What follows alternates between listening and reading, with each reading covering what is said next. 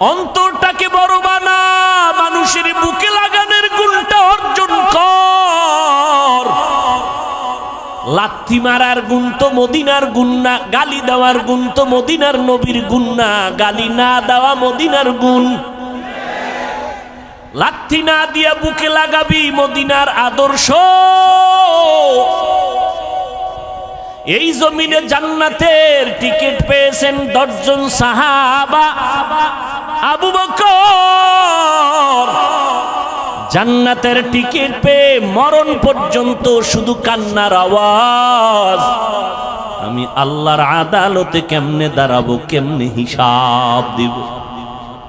ওমর কাঁদতেছেন, উসমান কাঁদতেছেন, ওই অন্ধকার কবরে আমি কেমনে একা থাকবো। হযরত আলী কাঁদতেছেন, রাতের গভীরে কান্নার আওয়াজ। নবী কান লাগাইয়া নজর করে দেখেন আবু বকর তাহাজ্জুদে কান্না করে। এরে পর্দার আড়ালের আম্মা জানেরা, এরে আম্মা জান, ওই জাহান্নামী নারী এমন কোন গুনাহ নাই করে নাই। রাস্তা দিয়া চলতেছেন, হঠাৎ করে নজর করে দেখে রাস্তার কিনারা একটা কুকুর পানির পিপাসায় জিহ্বা বের করে কাঁদতেছে। জাহান্নামী গুনাহগার নারীটার অন্তরে মায়া হলো, দৌড়াইয়া গেল পানি আনার জন্য, কিন্তু কোনো পাত্র নাই। ওই গুনাহগার নারীটার পায়ে ছিল চামড়ার মোজা। মোজাটা খুলে পানি নিচে, হাতের নাগালে পায় না। মাথায় ছিল ওড়না লাগানো, ওড়নার মাথা মোজার সাথে গিরা লাগাইয়া এরপরে পুপের থেকে পানি উঠাইয়া কুকুরকে পান করাইয়া দিল। সাথে সাথে গাইবি আওয়াজ, মদিনার নবী বলেন, ও সাহাবায়ে কেরাম শুনো, এত বড় গুনাহগার বান্দিটা শুধু কুকুরকে পানি পান করাইলো আমার আল্লাহর মোহব্বতের জন্য।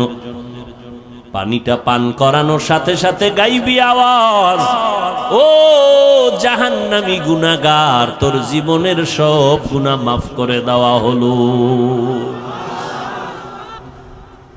আজ আমার সমাজে হাজারো মুসলমান নামাজ কায়েম করে, নামাজ পড়ে, অথচ গুনাহ ছাড়ে না। নামাজ পড়ে সুদ খায়, নামাজ পড়ে ঘুষ খায়, নামাজ পড়ে বেপরদায় চলে, আছে না নাই? অথচ আল্লাহর ওয়াদা, নিশ্চয়ই মানুষ গুনাহ থেকে বাঁচবে। কেমনে? কয় নামাজ তাকে গুনাহ থেকে বাঁচাবে। ইন্নাস সালাতা তানহা আনিল ফাহশাই ওয়াল মুনকার। কোনো সন্দেহ নাই, সমস্ত পাপের থেকে বাঁচাইয়া রাখার একমাত্র মাধ্যম হলো নামাজ। প্রশ্ন বড় জটিল। মুসলমান আর বেঈমানের ভেতরে ব্যবধান হলো নামাজ। মদিনার নবী বলেন, বাইনাল আবদি ওয়া বাইনাল কুফরি তারকুস সালাহ। মুমিন আর বেঈমানের মধ্যে ব্যবধান হলো নামাজ। বেঈমানেরা নামাজ পড়ে না, মুমিনেরা নামাজ ছাড়ে না। প্রশ্ন বড় জটিল। মুসলমান কেন নামাজ পড়ে না? নামাজিরা কেন গুনাহ ছাড়ে না? মুসলমান কেন নামাজ পড়ে না? নামাজি বান্দা কেন গুনাহ ছাড়ে না? নামাজ পড়বে, গুনাহ থেকে বাঁচবে, কিন্তু নামাজ পড়িয়া মিথ্যা কথা বলবে কেন? নব মুসলিম রহমাতুল লিল আলামিনের হাতে একজন নব মুসলিম নতুন মুসলমান হলো। নবীজি বললেন, ঈমান আনার পর প্রথম দায়িত্ব আপনার নামাজ আদায় করবেন। নব মুসলিম নামাজ আদায় করা শুরু করলো। কিছুদিন পর নবীর কাছে অভিযোগ দিলেন ভিন্ন কয়েকজন সাহাবা, পয়গম্বর, অমুক নব মুসলিম নামাজ পড়িয়া বাইরে গিয়া গুনাহ করে। নবীজির আদত, কোন অভিযোগ শুনলেই কোনো আওয়াজ দিতেন না। একবার বলার পরে, দুইবার বলার পরে, তিনবার বলার পরে নবী তার জবাব দিতেন। একবার অভিযোগ দিলেন, কোনো আওয়াজ নাই। দ্বিতীয়বার আবার অভিযোগ দিলেন, কিছুদিন পরে এবারও কোনো আওয়াজ নাই। এই মোবাইল বড়দোয়া দিব তোদের জন্য, দিলে কিন্তু সাইজ হয়ে যাবে। কারণ আমার আমিন কবুল না হইলেও এই ময়দানে বহু আমিন কবুল হনেওয়ালা লোক আছে। গুনাহ ছাড়বি না? তোর বাপের লাগে মান্নত করে আইছো যে আকাম কইরা জাহান্নামে যাবি, এতবার বলার পরেও কি লজ্জা হবে না?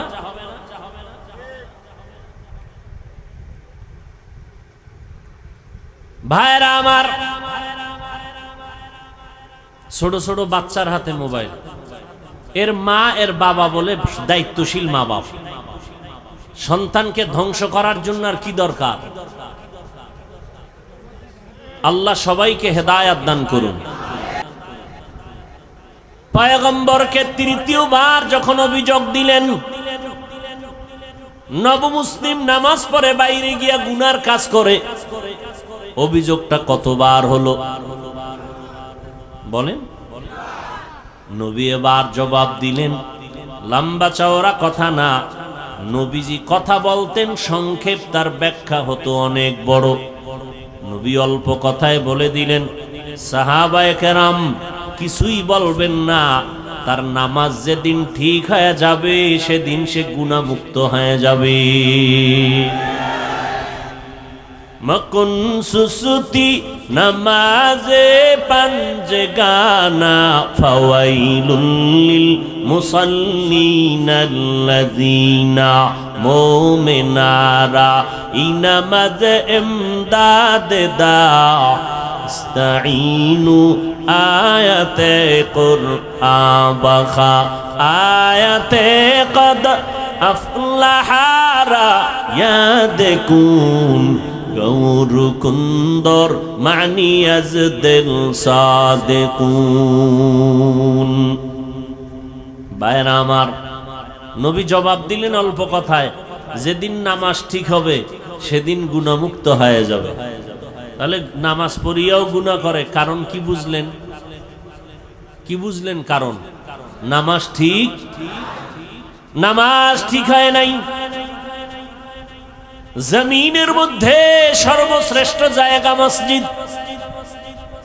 قال النبي صلى الله عليه وآله وسلم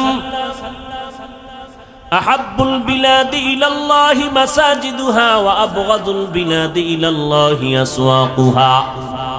পয়গম্বর বলেন, জমিনের মধ্যে শ্রেষ্ঠ জায়গা হলো মসজিদ, আর সব থেকে খারাপ জায়গা হলো বাথরুম। কি ঠিক? বাথরুম কি? বাজার। নবী বাথরুম রে খারাপ না বলে বাজারকে খারাপ কেন বললেন? এর একমাত্র কারণ, মানুষ বাজারে গিয়া যেই পরিমাণ গুনাহ করে ফেলে ওই পরিমাণ গুনাহ বাথরুমে হয় না।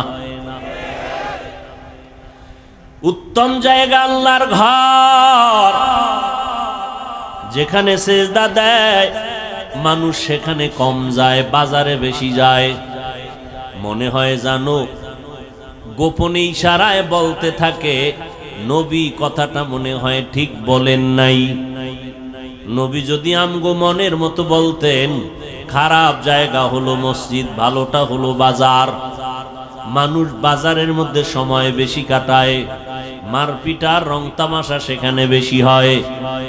এবার বলবেন বাজারে তো নবীও যাইতেন, আমরা হুজুরেরাও তো বাজারে যাই, ব্যবসা করি। আবু বকর ব্যবসা করেছেন, আমাদের মাযহাবের ইমাম আবু হানিফা রাহমাতুল্লাহ আলাইহি ব্যবসা করেছেন, বাজারে যাইতেন সব নবীরা, সব আল্লাহওয়ালারা। এরপরও কেন বাজারকে খারাপ বললেন? বাজারে যাইতে নিষেধ নাই ও বান্দা, বাজারে গিয়া গুনাহ করা তোমার জন্য নিষেধ। জরুরত সারার জন্য বাজারে যাও, আবার ব্যাক করে ঘরে যাও, ওখানে বাজে কোনো কথা যেন না হয়, কারণ ব্যবসা করা হালাল। আহাল্লাল্লাহুল বাইআ ওয়া হাররামার রিবা, ব্যবসা আল্লাহ হালাল করেছেন, সুদ আল্লাহ হারাম করে দিয়েছেন। এরে নবীর আশিক, উত্তম জায়গা আল্লাহর ঘর, কিন্তু এই জায়গায় মানুষ ঢুকতে গিয়েও কোনো আল্লাহর ভয় অন্তরে রাখে না। আল্লাহর ঘরে যারা যাবে এরা জমিনের কোনো মেহমান না, এরা আমার মালিক রব্বুল আলামিনের মেহমান।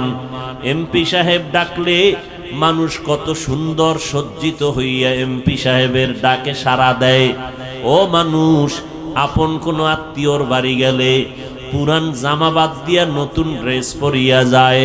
আমার আল্লাহর বাড়ি নামাজে যারা যাও, তোমরা গেঞ্জি পরে যাও কেন? ময়লা জামা নিয়ে যাও কেন? আল্লাহর মেহমান তো আল্লাহর ঘরে আল্লাহর সাজে সজ্জিত হয়ে যাওয়া দরকার। সেখানে গেঞ্জি পরে যায়, টুপি নাই, জুতা নাই, আবার গেঞ্জির ভিতরে কত বাঘ ভাল্লুক বানরের ছবি, আবার কত ইংরেজি লেখা আছে না নাই? এই হলো নামাজের হালাত। হ্যাঁ, সবার শেষে যায় আবার সবার আগে বের হয়। 5 বেলার নামাজ তো নাই, ওই জুমার দিন যায় তাও সুন্নতের খবর নাই। সালামের পরে 2 রাকাত ইমাম সালাম দিল, বের হয়ে চলে গেল। জুমার সময় এত মানুষ, এরা ফজরেও নাই আবার আসরেও নাই। এই নামাজ দিয়া মানুষ গুনাহ থেকে ফিরবে না। আল্লাহর নবী বলেন কিয়ামতের দিন এই নামাজি তাকে জাহান্নামে নিয়ে যাবে। আল্লাহ তাআলা বলেন আমি মানুষকে একটা কাজের জন্য বানাইছি, ইবাদত। ইবাদত হবে নবীর তরিকায়। সীমানা কত দূর? বলে তোমার জিন্দেগি যেখানে যেখানে যাবে সেখানে ইবাদত। ইবাদতটা নবীর তরিকায় হবে, শুধু জিকির করা ইবাদত না। ও বান্দা, তুমি খানা খাইবা ইবাদত, তুমি খানা খাইবা না তাও ইবাদত। খানা সামনে রেডি, পেটের ভেতরে ক্ষুধা, ইফতারির টাইম বাকি আধা ঘন্টা, ক্ষুধাও আছে, খানাও সামনে আছে হালাল।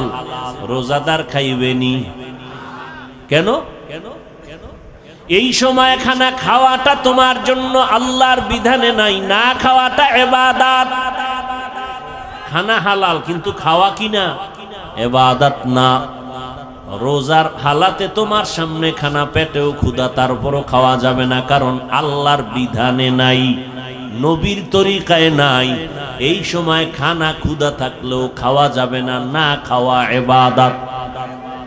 নামাজ পড়ো ইবাদত, নামাজ না পড়াটাও ইবাদত। রোজা রাখা যেমন ইবাদত, একটু আগেই কিন্তু জবাব দিয়েছি রোজা না রাখাটাও ইবাদত। ঈদের দিন রোজা রাখা ইবাদত নাকি রোজা না রাখা ইবাদত? সূর্য যখন ডুবে, সূর্য যখন উঠে, তখন নামাজ পড়া ইবাদত নাকি না পড়া ইবাদত? ভাইরা আমার, নামাজ পড়া যেমন ইবাদত, না পড়াটাও ইবাদত। সব হতে হবে আল্লাহর জন্য, মদিনাওয়ালা নবীর তরিকায়। কিন্তু বড় দুঃখ, আল্লাহকেও চিনি না, মদিনাওয়ালা নবীর আদর্শ তরিকাও চিনি না। এখন আমরা কেমনে ইবাদত করব, সিস্টেম কেমনে জানবো? মদিনার নবী এক ঠিকানা দিয়া গেছেন, ওই ঠিকানায় গেলে ইবাদত শিখবা, তরিকাও পাইবা। ওই ঠিকানার নাম হলো উলামায়ে আহলে হকের সোহবত। ইলমে রা'জাজু করদান বেহিসাব, খলকে রাদাদান জওয়াবে বাসওয়াব, হক না দারাত দোস্তে খলকা জারেরা, নিস্তে ই খসলত একে দিনদারেরা। আল্লাহর জন্য ইবাদত করো, অল্প হলেও নাজাতের জন্য যথেষ্ট। আল্লাহ বেশি আমলের জন্য তোমাকে টাইট করেন নাই, তাকিদ দেন নাই, বরং আল্লাহ কোরআনের এক জায়গায় বলেন আল্লাযী খালাকাল মাউতা ওয়াল হায়াতা লিয়াবলুয়াকুম আইয়ুকুম আহসানু আমালা। আমি তোমাকে জমিনের মধ্যে পাঠাইছি পরীক্ষা করে, যাচাই করে দেখব কারা উত্তম আমল করে। আকসারু আমালা বলেন নাই, আহসানু আমালা। বেশি আমল আল্লাহ চান না, আল্লাহ চান অল্প আমল, তবে আমলটা হতে হবে আল্লাহর জন্য। ইবাদত কার জন্য? মা খালাকুতুল জিন্না ওয়াল ইনসি বাখা জুজ ইবাদত নিস্তে মাকসুদ আজ্জাহা। আল্লাহর এক বান্দি, নারী না পুরুষ? আল্লাহ তাআলার এক বান্দি, এমন কোন গুনাহ নাই করে নাই, গুনাহের সাগর, জঘন্যতম গুনাহের মধ্যে লিপ্ত হয়ে নারীটার জিন্দেগিটাকে গুনাহের ফাউন্ডেশন বানায় ফেলল। হেদায়েতের মালিক কে? আর জোরে বলেন, মান ইয়াহদিল্লাহু ফাহুয়াল মুহতাদ ওয়া মান ইউদ্লিল ফালান তাজিদা লাহু ওয়ালিয়াম মুরশিদা। আল্লাহ চাইলে হেদায়াত দিবেন তো হয়ে যাবে, আল্লাহ যদি চান না হেদায়াত দিবেন না, সে হেদায়াত পাবে না। আল্লাহ যদি হেদায়াত না দেন, পৃথিবীর কারো ক্ষমতা নাই তাকে হেদায়াতের দরজা দিয়ে ঢুকাবেন। ভাইরা আমার, আমার নবী যার কোনো তুলনা নাই, যেই নবীর মতো নবী নাই। কেমন নবী আমার, যে নবীর চেহারা মোবারকে একটা নজর দিলে দীর্ঘদিনের ক্ষুধা নিবারণ হয়ে যায়। আরো আস্তে করে বলেন, কেমন নবী আমার। কপাল বড় খারাপ, আমরা সেই নবীরে চিনলাম না, বহু বিধর্মীরা চিনে চিনে আজ কালেমা পড়েছি। মুসলমানের ঘরে জন্ম নিয়া নবীকে চিনলি না রে যুবক।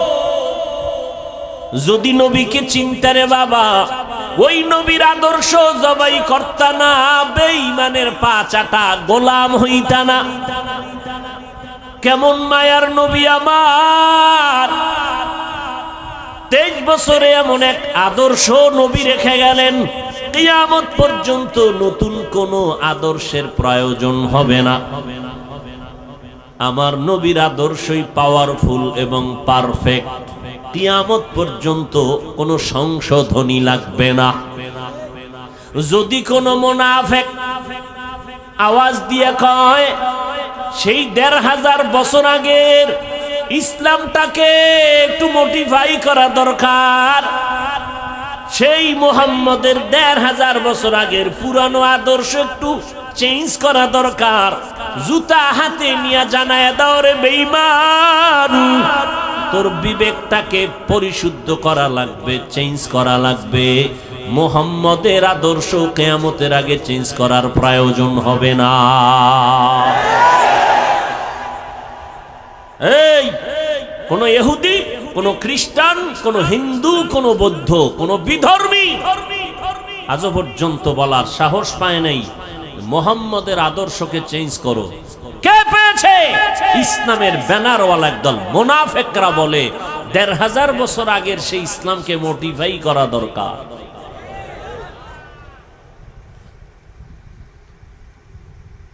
এদের থেকে খুব সাবধান।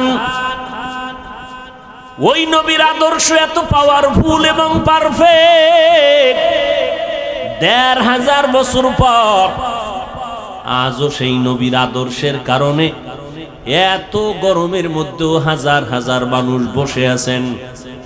টাকার লোভ নাই, খাওয়ানোর কোনো ফিকির নাই, বসার জায়গাও ভালো না।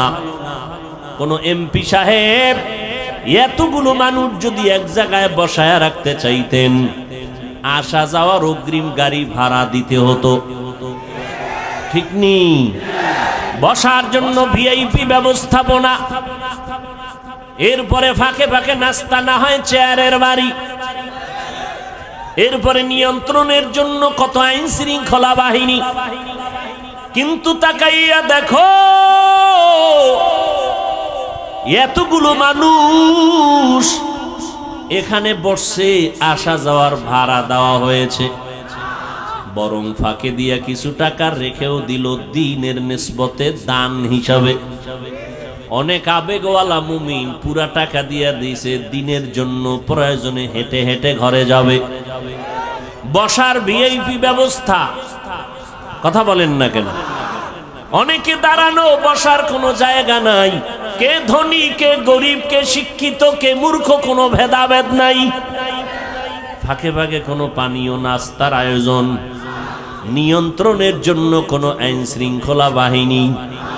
এতগুলো মানুষ র্যাব, আর্মি, পুলিশ, বিডিআর দিয়াও নিয়ন্ত্রণে রাখা যায় না।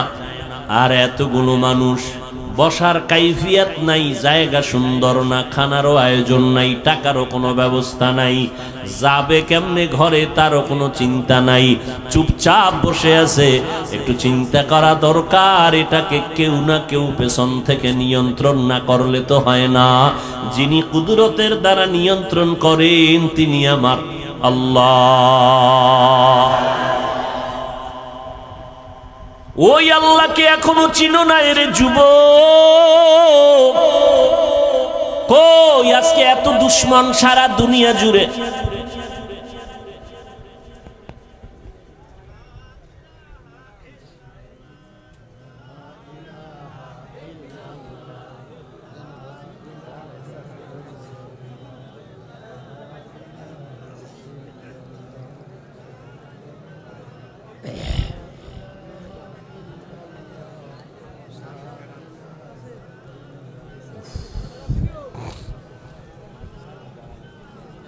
অন্ধকারে পালায় রওনা দিছেন, হাসেন আবার। আমার তো লজ্জা লাগে যে আপনার অন্তরে ভয় আসলো না, অন্ধকারে পালায় যাবেন, এটা কোন অভ্যাস?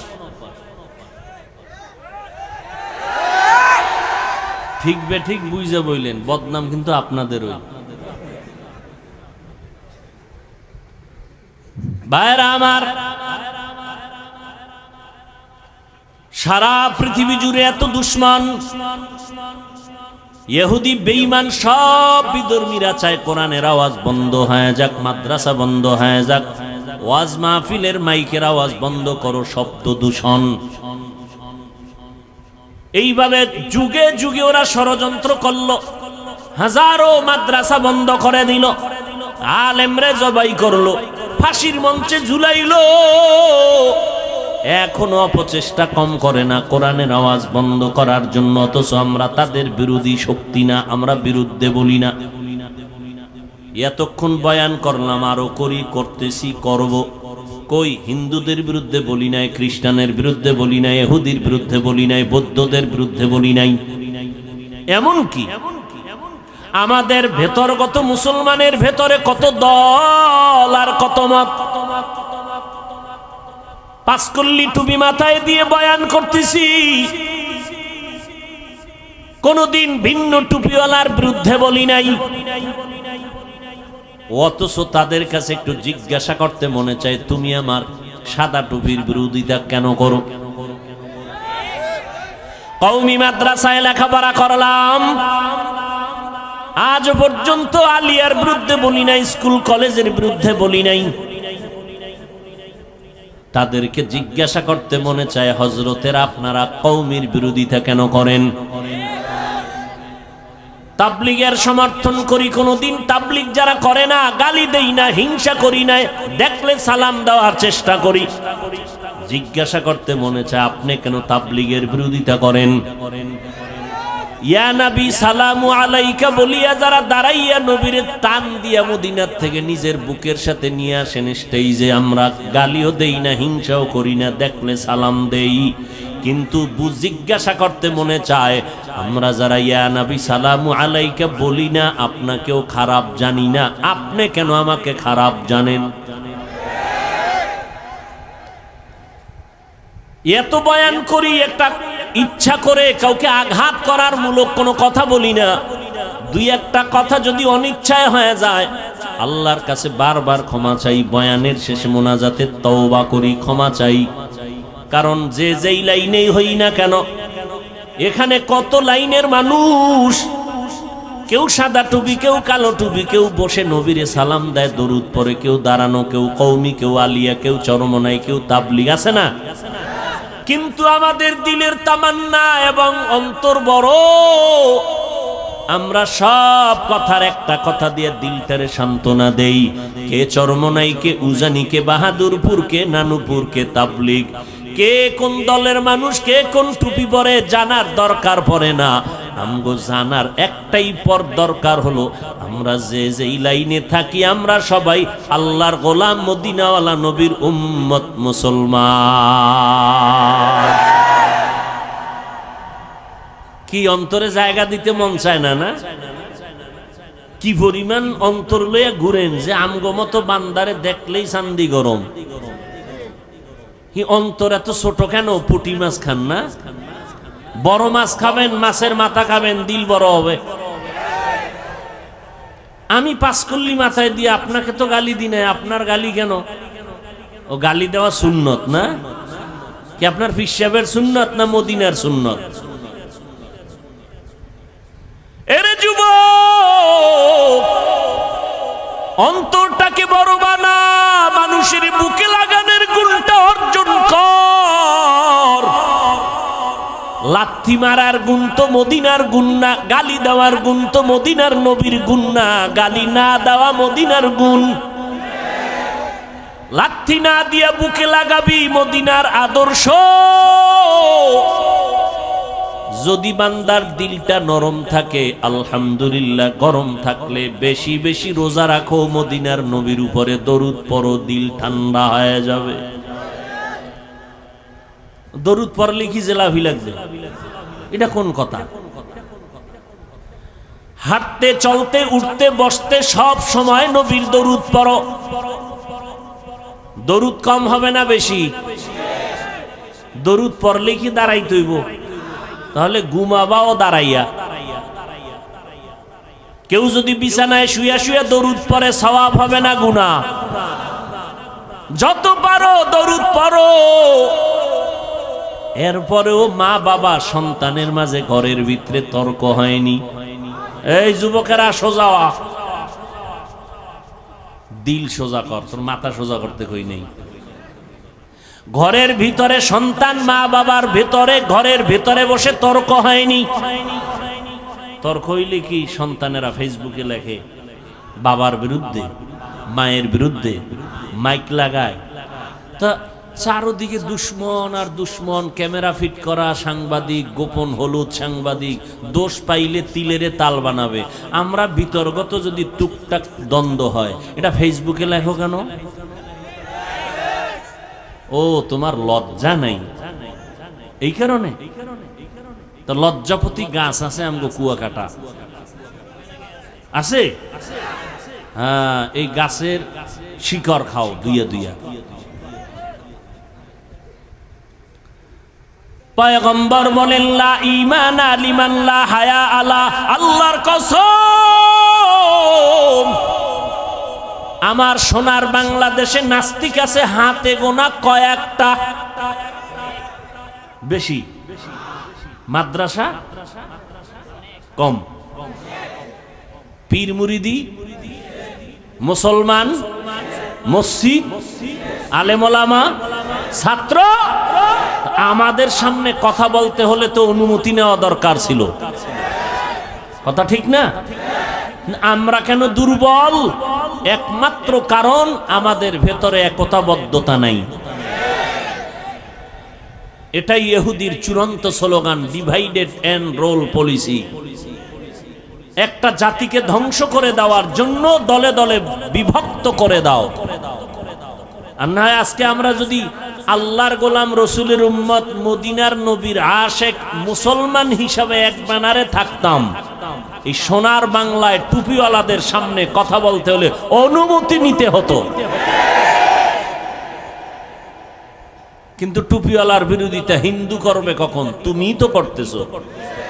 ইমামের পিছনে নামাজ পড়া বাইরে গিয়া ইমামের বিরোধিতা করে, এরকম মুসলমান আশেক নাই?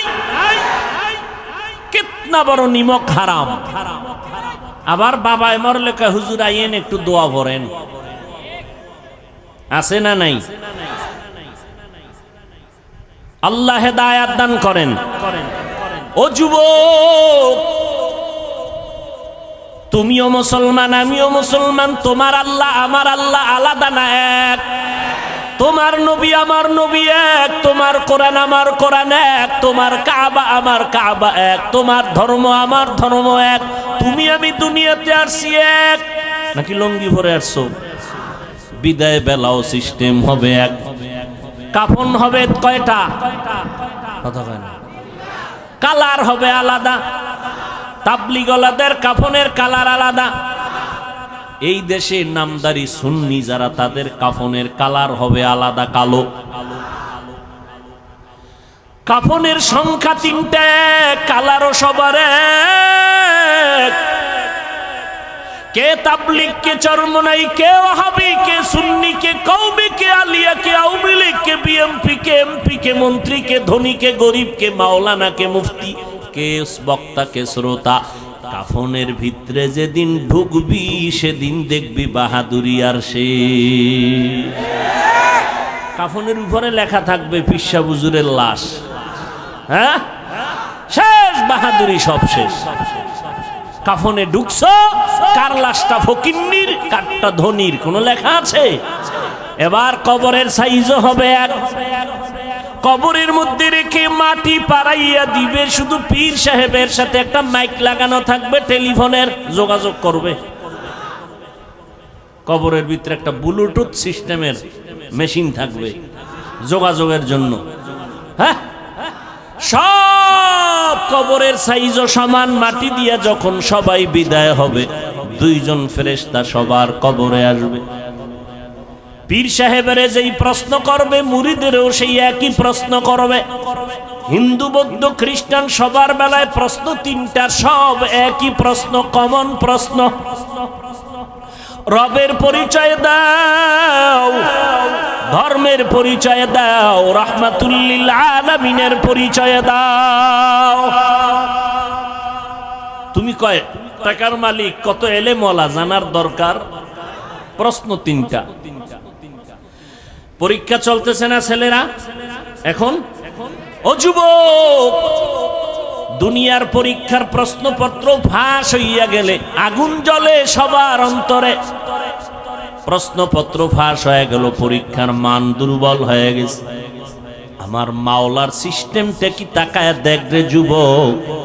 আমার আল্লাহ কবরের 3টা প্রশ্ন ফাঁস করে দিলেন। 3 প্রশ্ন সবাই জানায় দিলেন, আল্লাহ জানায় দিলেন। ও হিন্দু, তোমারও 3 প্রশ্ন, মুসলমান তোমারও 3 প্রশ্ন। প্রশ্ন 3টাই সমান। জানাইয়া দেওয়ার পরেও যদি কবরে গিয়া জবাব দিতে না পারো, একটু চিন্তা কর ফিডার ওজনটা কত কঠিন। প্রশ্নপত্র ফাঁস করার পরেও যদি জবাব দিতে না পারো, জবাব কে দিতে পারবে? যে পারবে সে জান্নাত পেবে, যে পারবে না সে পাবে না। কে পারবে? আমি হুজুর। কোনো গ্যারান্টি নাই, কারণ এই জমিনে জান্নাতের টিকিট পেয়েছেন 10 জন সাহাবা। আবু বকর জান্নাতের টিকিট পেয়ে মরণ পর্যন্ত শুধু কান্নার আওয়াজ। আমি আল্লাহর আদালতে কেমনে দাঁড়াবো, কেমনে হিসাব দিব। ওমর কাঁদতেছেন, উসমান কাঁদতেছেন। ওই অন্ধকার কবরে আমি কেমনে একা থাকবো।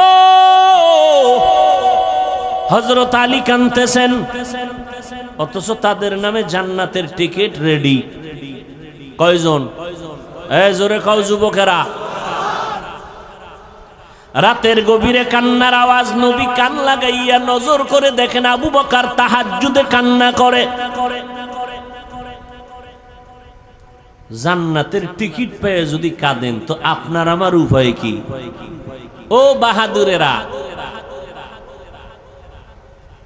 এরে পর্দার আড়ালের আম্মা জানেরা আসেনি? এরে আম্মা জান, ওই জাহান্নামী নারী এমন কোন গুনাহ নাই, করে নাই। রাস্তা দিয়া চলতেছেন, হঠাৎ করে নজর করে দেখে রাস্তার কিনারা একটা কুকুর পানির পিপাসায় জিহ্বা বের করে কাঁদতেছে। জাহান্নামী গুনাহগার নারীটার অন্তরে মায়া হলো। দৌড়াইয়া গেল পানি আনার জন্য, কিন্তু কোনো পাত্র নাই। ওই গুনাহগার নারীটার পায়ে ছিল চামড়ার মোজা, মোজাটা খুলে পানি নিচে, হাতের নাগালে পায় না, মাথায় ছিল ওড়না লাগানো। ওড়নার মাথা মুজার সাথে গিরা লাগাইয়া এরপরে কূপের থেকে পানি উঠাইয়া কুকুরকে পান করাইয়া দিল। সাথে সাথে গাইবি আওয়াজ, মদিনার নবী বলেন, ও সাহাবায়ে কেরাম শুনো, এত বড় গুনাহগার বান্দিটা শুধু কুকুরকে পানি পান করাইলো আমার আল্লাহর মোহাব্বতের জন্য। পানিটা পান করানোর সাথে সাথে গাইবি আওয়াজ, ও জাহান্নামী গুনাহগার, তোর জীবনের সব গুনাহ মাফ করে দেওয়া হলো। এই জন্য কোন ছোট নেক আমলকে ছোট মনে করে ছেড়ে দিবেন না, কারণ একটা ছোট আমল যদি আল্লাহ কবুল করে দেয় এটাই আপনার জন্য বড় পাওয়া। আবার ছোট গুনাহকে গুনাহ মনে করে করবেন না, কারণ একটা ছোট গুনাহে যদি আল্লাহ ধইরা ফেলায় আপনার জীবন শেষ। আল্লাহর আর একজন বান্দি জীবনভর নেক আমল করেছে, আগের বান্দি জীবনভর গুনাহ করছে, আর এই বান্দি জীবনভর নেক আমল করেছে। মরণের আগে সামান্য একটা অপরাধ করলো, আল্লাহর ভিন্ন একটা মাখলুক একটা বিড়ালকে ঘরের মধ্যে বাইন্দা খাঁচায় আটকায়া দিছে, নিজেও খানা দেয় না, বিড়ালটা বাইরে গিয়ে খাবে সেই সুযোগও মহিলাটি দেয় নাই। বিড়ালটা খাঁচায় বসে ধুকে ধুকে না খেয়ে মরে গেল। মদিনার নবী বলেন, ও সাহাবায়ে কেরাম, মহিলার জীবনের এত নেক আমল এই সামান্য একটু অন্যায়ের কারণে আল্লাহ সব আমল বরবাদ করে মহিলাকে জাহান্নামী বানায়া দিছে। একটা বিড়ালকে কষ্ট দিলে যদি এই অবস্থা হয়, ও মানুষ, তুমি মানুষ হইয়া মানুষকে কিভাবে কষ্ট দাও? মানুষের ইজ্জত দিয়ে কেমনে তুমি সিনিমিনি করো? মানুষের ইজ্জতের উপরে কেমন হামলা করো? আমার আল্লাহ তো বিচারক আছে, তোমার এত পেরেশানি কেন? সাধারণ মানুষের ইজ্জত নষ্ট করো, সেখানেও কিছুটা চিন্তা করার সুযোগ আছে, কিন্তু আলেমের ইজ্জত নিয়ে যদি টানাটানি করো তোমার উপায় কি হবে রে বাবা? আল্লাহ তাআলা সব কথার একটা শেষ মোহাব্বতের ডাক দিয়া বলে, বান্দা এত কথা শুই না, ভয় পাইস না, আয় তওবার দরজা দিয়া ঢোক। 70 বছর পর্যন্ত যদি গুনাহ করো, তওবার মতো যদি একটু তওবা করে চোখের পানি ছেড়ে দাও, আমি তোর 70 বছরের গুনাহ একটা সেকেন্ডে মাফ করে তোরে পবিত্র বানায় দিব। ও যুবক, ও পর্দার রানের আম্মা জানেরা, কয়দিন আর বাহাদুরি করবেন? আপনারাও মা, নবীদের মাও যারা ছিলেন তারাও মা, সাহাবায়ে কেরামের মাও মা, আপনারাও মা। খাদিজা রাদিয়াল্লাহু আনহা নবীর স্ত্রীও মা, আপনারাও মা। আয়েশা রাদিয়াল্লাহু আনহা নবীর স্ত্রী, আমাদের মা, আপনারাও মা। হাফেজে কোরআনের মা ও মা, আপনারাও মা। ও মা, এত সম্মান আল্লাহ দিয়েছেন, নবী দিয়েছেন, ইসলাম দিয়েছেন আপনাদের। আল্লাহর কসম, দুনিয়ার কোন তন্ত্র মন্ত্র যদি নতুন করে নারীদের সম্মান দিতে চায়, কসম করে বলে গেলাম, নারীদের সম্মান হবে না, হবে অপমান। আল্লাহ যা দিছে, তোমার আব্বা মিলে কি তার থেকে বাড়াইতে পারবা? মিয়া পাকনামি করো। মোবাইলওয়ালা মোবাইল বানাইছে, মোবাইলটা চালাইলে সুস্থ থাকবে কেমনে তার ক্যাটালগ দিয়েছে। গাড়িওয়ালা গাড়ি বানাইয়া গাড়িটা কিভাবে চালাইলে সুস্থ থাকবে তার ক্যাটালগ দিয়েছে। আল্লাহ বানাইছেন মানুষ, আসমান আল্লাহ বানাইলেন আমার জন্য, জমিন আল্লাহ বানাইলেন মানুষের জন্য, সূর্যের আলো আমাদের জন্য, চাঁদের আলো আমাদের জন্য, বাতাস আমাদের জন্য। এগুলো ব্যবহার কেমনে করবি? আমার আল্লাহ ক্যাটালগ দিলেন কোরআন আর আমার নবীর মাধ্যমে। মন গড়া যদি শান্তির স্বপ্ন দেখো, শান্তি হবে না, হবে অপমান আর অশান্তি। এত দুশ্মন, চতুর্মুখী দুশ্মন আমাদের বিরুদ্ধে। বেঈমানেরাও দুশ্মনী করে, ঘরের মধ্যে মুসলমান ব্যানার লাগাইয়াও দুশ্মনী করে। তাবলীগ বন্ধ করে দাও, জিকির বন্ধ করে দাও, অবু কাল্লাওয়ালারে বন্ধ করে দাও, বায়ান বন্ধ করে দাও। এরকম মুনাফিক আমাদের মাঝে অভাব নাই।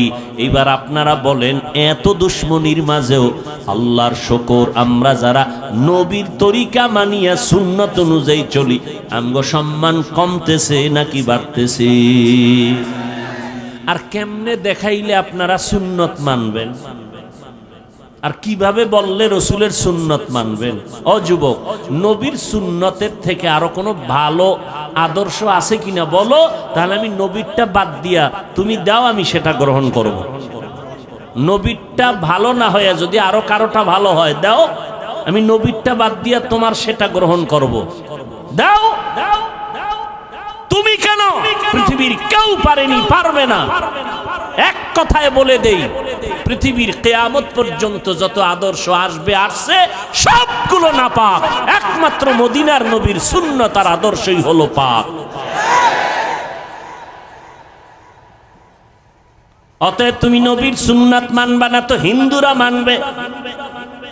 আমার নবীর তরিকা, কেমনে চুল কাটবা, কেমনে চুল রাখবা, নবীর সুন্নাত নাই। নবীরটা ভাল লাগে না? বেঈমানের পা চাটো, আবার দাবি করো আশেকে রসুল। লজ্জা করে না? লজ্জাপতি গাছের শিকড় খা। আঙ্গুলের নখগুলো কেমনে রাখবি রে যুবক? আল্লাহরে সাক্ষী রেখে বল, নখ কাটার মধ্যে আমার নবীজির আদর্শ আছেনি? বেঈমানেরটা মানো কেন? মুহাম্মদেরটা ভাল লাগে না, আবার আশেকে রসুল দাবি করো। এই চাপাবাজির ভ্যালু কি? আমার নবীর সুন্নত, পানিটা কেমনে পান করবা সেখানেও নবীর সুন্নত, জুতা দুইটা কেমনে পায়ে পরবা সেখানেও নবীর সুন্নত, জামাটা কেমনে খুলবা পরবা সেখানেও নবীর সুন্নত। মানলে তুমি সুন্নি, মানবা না তুমি নবীর বড় দুশ্মন। তোমার পোশাকের মধ্যে নবীর সুন্নত কই? তোমার আঙ্গুলের নখ কাটার ভেতরে নবীর তরিকা কই? জীবনে ঘড়িয়াতে দেই না, ওয়াজের কারণে টাইম দেখা লাগে, এই জন্য মাঝে মাঝে দেই, তাও ডান হাতে দেই। বাদশাহ হারুন রশিদের যুগে ঘড়ির জন্ম, এর আগে ঘড়ি ছিল না এই সিস্টেমে। ডান হাতে দেই কেন? ছাত্র জীবনে ওস্তাদ বলেছেন সেই ছোটবেলা, এই ছেলে বাম হাতে ঘড়ি দিবি না যদি কখনো দাও, কারণ কোন মুরব্বী যদি তোর ওস্তাদ সমতুল্য কয় টাইম কত, বাম হাতটা সামনে নিবি না ডান হাতটা নিবি। গুনাটুনা কিছু নাই, কিন্তু আদবের একটা বিষয় আছে, কোনো গুনাটুনা নেই। ভাইরা আমার, আর তুমি শিক্ষকের সামনে বিড়ি টানো না, হাসো কেন? লজ্জা করে না? কানতে থাক বেটা, কানতে থাক। শিক্ষকের সামনে বিড়ি টানে, মোবাইলে কথা বলে, আরো কত অপরাধমূলক কাজ করে, কোনো সীমা নেই। এখনো এত বড় বক্তা হইয়াও চেষ্টা করি ওস্তাদ পাইলেই জুতা দুইটা হাতের মধ্যে নিয়ে টানি। মা বাবার জুতা এখনো ধুইয়া দেই। কি শিখেছ? আদব কি শিখেছ? রাস্তা দিয়ে হাঁটলে কোনো মুরব্বির পাশে যদি থাকি, সূর্যের ছায়া পড়লে চেষ্টা করি আমার ওই মুরব্বির ছায়ার উপরে যেন আমার পাও না পড়ে। এটা গুনাটুনা কিছু না, যত আদব দেখাবো তত আল্লাহ খুশি হবেন। আর মায়ের সামনে, বাবার সামনে মোবাইল চালাও, টেলিভিশন দেখো, নাচ গান দেখো, লজ্জা করে না? ঘড়িটা হাতে দিয়া বাম হাতে দৌড়াও, বান্ধবী নিয়ে আড্ডা দিতেছো, মা বাবার সামনে লজ্জা করে না? কয় কিসের লজ্জা, আব্বা আম্মাও তো এই পথের যাত্রী। ও আম্মা জান, আপনার ছেলেটাকে ডাক্তার বানাবেন, কলিজা দিয়া দোয়া করে গেলাম, ইঞ্জিনিয়ার বানাবেন, প্রফেসর বানাবেন, এসপি বানাবেন, তবে দাবি হলো বেয়াদব বানাবেন না।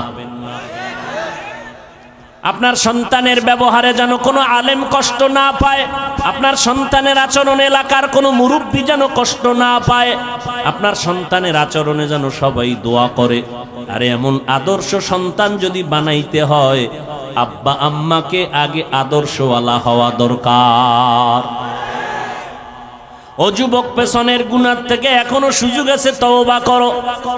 নবীর তরিকার মালা গলায় লাগাও, দাড়িটা লম্বা করো, 5 বেলার নামাজ পড়ো, মা বাবার খেদমত করে দোয়া নাও, আলেম ওলামাদের দোয়া নিয়ে আমল শুরু করে দাও। তোমার মতো যুবক, আমি বলি না আমগো মতো হুজুর হও না, একবারও না। তুমি যেই লাইনেই আছো ওই লাইনে থাকিয়া নবীর তরিকা মতে চলো, নামাজ পড়ো। তোমার মতো যুবক সন্তান স্কুল কলেজে পড়ে, 5 বেলার নামাজি, মিথ্যা বলবা না, বলো আছে না নাই? তুমি পারো না কেন? আগামীকালকে ওই ছেলে মেয়েদের পাও ধোয়া পানি নিয়ে খালি পেটে 3 বার পান করবা, যে তোরা স্কুল কলেজে পড়ো, নামাজ পড়ো, আমি কেন পারি না, কপাল খারাপ, আব্বা আম্মার বরদোয়া লাগছে আমার কপালে। ও যুবক, তোমার মতো যুবক সন্তান তাকায়া দেখো, র্যাব আর্মি পুলিশ বিডিআরের চাকরি করে দাড়িওয়ালা নামাজি আছে না নাই? তুমি কেন পারবা না? মই নদীর মধ্যে মাছ ধরে, নামাজ ছাড়ে না, জমিনে কৃষি কাজ করে, নামাজ ছাড়ে না, তুমি কেন পারো না? এরে আম্মা জান, আপনার মতো কত মা এলাকায় দেখবেন এখনো 5 বেলার নামাজ পড়ে, তাহাজ্জুদও পড়ে, নাই? এরে আম্মা জান, কেন আপনি পারবেন না? ভালো সন্তান যদি চান, আপনাকে ভালো হতে হবে। ভালো ফল খাইতে চাইলে গাছকে ভালো করতে হবে, ভালো গাছ থেকেই ভালো ফল আসবে। এরে আম্মা জান, এখনো সময় আছে, তওবা করেন। সন্তানের হাত ধরিয়া বলেন, বাবা আর নামাজ ছাড়বি না, মা বাবারে কষ্ট দিবি না, ওলামায়ে কেরামের কথা মেনে আমল করবি, নবীর তরিকা মেনে চলবি। তোরে আমি আদর্শ ডাক্তার বানাইয়া যেতে চাই, তোকে আমি আদর্শ ইঞ্জিনিয়ার বানায় যেতে চাই। আমি মরিয়া গেলে তুই কোরআন পড়ে পড়ে দোয়া করবি আর মানুষের ডাক্তার হয়ে সেবা করবি। আল্লাহর কাছে দোয়া করেন, তওবা করেন। ও যুবক, আল্লাহর কাছে তওবা করো। গুনাহের কথা স্মরণ করে আমার আল্লাহকে যদি বলতে পারো, আল্লাহ হায়াতের মালিক তুমি, ইজ্জতের মালিক তুমি, মৌতের মালিক তুমি, আজকে থেকে তওবার নিয়ত করে ফেললাম, নবীর সুন্নতের বাহিরে চলবো না, হারাম খাবো না, দাড়ি কাটবো না, মা বাবাকে কষ্ট দিব না, নবীর তরিকার বাহিরে চলবো না, ওলামায়ে কেরামের সুন্দর পরামর্শ নিয়ে আমল করব, 5 বেলার নামাজ ঠিক মতো আদায় করব, যত কষ্টই হোক না কেন আর নামাজ বন্ধ করব না। মোবাইলের গুনাহের থেকে নিজেকে বাঁচাইয়া রাখার চেষ্টা করব। তওবা করার মতো যদি খাঁটি অন্তরে নিয়ত থাকে, আমার আল্লাহ তওবার দরজা দিয়া ডাকতেছেন, বান্দা চোখের পানি ছেড়ে তওবা করো, আমি জীবনের সব গুনাহ মাফ করে দিব। তওবার যদি নিয়ত অন্তরে থাকে, তবে এটাও সত্য কথা, 13টা বছর নবীকে দেখলো, চেহারা দেখলো, বয়ান শুনলো, কালেমা পড়ে নাই আবু জাহাল।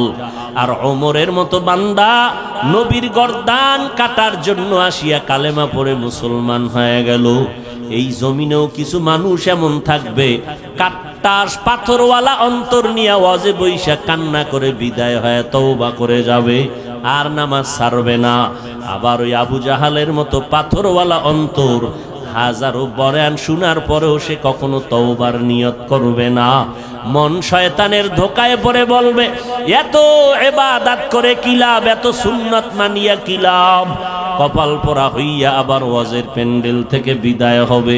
তবে যাদের অন্তর তৈরি হয়ে গেছে তওবা করার জন্য, গলায় ছুরি আসলে মরে যাবে আর নামাজ ছাড়বো না, বেপরদায় চলবো না, দাড়ি কাটবো না, মা বাবারে কষ্ট দিব না, নবীর তরিকার বাহিরে চলবো না, ওলামায়ে আহলে হকের পরামর্শ নিয়ে চলবো।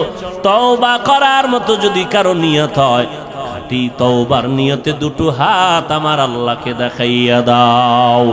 আয় আল্লাহ হাতগুলো কবুল করে নেন, তওবা কবুল করে নেন, তওবার উপরে মজবুত হইয়া চলার মতো তৌফিক দান করেন। আমিন। আলহামদুলিল্লাহি রাব্বিল আলামিন। والصلاة والسلام على سيد الأنبياء والمرسلين وعلى آله وأصحابه أجمعين يا أرحم الراحمين يا أرحم الراحمين يا أرحم الراحمين رب ارحمهما كما ربياني صغيرا اللهم إنك عفو كريم تحب العفو فاعف عنا اللهم إنا نسألك رضاك والجنة ونعوذ بك من سخطك والنار اللهم إنا نعوذ بك من البرص والجنون والجذام وسيء الأسقام উদয়ার মালিক গুনাহের বোঝা নিয়ে আপনার দরওয়াজায় হাজির। দুনিয়াতে যেদিন আসছিলাম কত পবিত্র, মা বাবা কত আনন্দ করেছিলেন। আজ শয়তানের ধোকায় পড়ে সেই জীবনটাকে গুনার দ্বারা নাপাক করে ফেলেছে। গুনার কারণে আমার হাত নাপাক, আমার চোখ নাপাক, আমার জিহ্বা নাপাক, আমার নাক। আয় আল্লাহ, তওবার নিয়তে হাত তুলিছি, আর গুনাহ করব না রে আল্লাহ। মেহেরবানি করে আমাদের জীবনের গুনাহগুলো মাফ করে দেন আল্লাহ। সারা দুনিয়াবাসীকে মাফ করে দেন, পর্দার আড়ালের মা বোনদের মাফ করে দেন আল্লাহ। সুন্নাতওয়ালা জিন্দেগি আমাদের দান করেন। আয় আল্লাহ, সারা দুনিয়াবাসীকে মাফ করে দেন, বাংলাদেশ শান্তির দেশ বানায় দেন, প্রশাসনিকভাবে যারা কাজ করে দিনদার বানায় দেন, জনপ্রতিনিধির দায়িত্ব যারা পালন করে দিনদার বানায় দেন।